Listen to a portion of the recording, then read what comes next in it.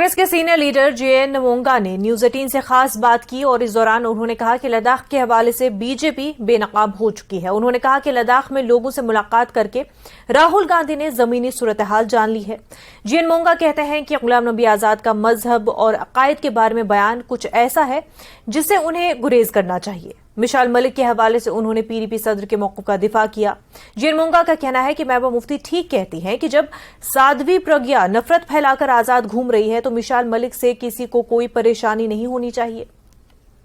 इस वक्त हमारे साथ फॉर्मर लेजिस्लेटर और कांग्रेस के कद्दावर नेता जेएन मोंगा जुड़े हुए हैं। कुछ सवाल पूछेंगे उनसे। सर, आपने देखा होगा आज ही महबूबा मुफ्ती ने एक बयान में अपनी प्रेस कॉन्फ्रेंस में कहा कि जब राहुल गांधी इस वक्त लेह में है, उस दौरे पे कई सारे लोग उन्हें मिले और उन्होंने कहा कि इस वक्त किस तरीके की प्रॉब्लम्स हो रही है उन्हें, स्पेशली जहाँ पे चाइना ने अभी इन्वेड किया ऑलमोस्ट 1000 किलोमीटर्स, और वो सारा जो है वो ग्रीन ग्रेजिंग लैंड था वहाँ पे, और वो अब अपने जो चरवाहे हैं वहाँ पे नहीं लेके जाते हैं। देखिए, राहुल जी ने तो कोई नई बात तो नहीं की। उनसे जो कहा गया तो उन्होंने वही कहा।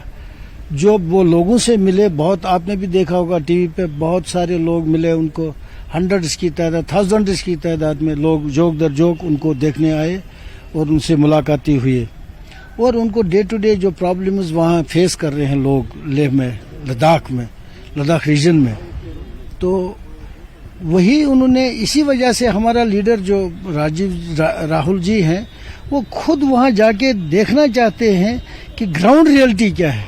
तो उसी ग्राउंड रियलिटी को उन्होंने प्रोजेक्ट किया हम सब के पास, इवन हुकूमत हिंदुस्तान के पास, कि भाई चाइना तो वहां बैठ चुका है, जिसको आप कहते हैं न घुसेगा तो न घुस गया है, तो मगर वो तो घुसा हुआ है। उसी की तायद में उन्होंने ये बात की जब लोगों ने कहा कि हम अपना माल मवेशी जो है वो वहां तक नहीं ले सकते हैं ग्रेजिंग के लिए।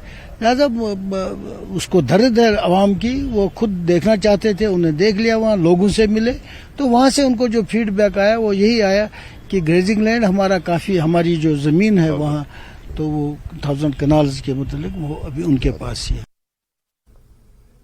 राहुल गांधी के हवाले से उमर अब्दुल्ला का क्या कुछ कहना है, जानिए इस छोटे से ब्रेक के बाद।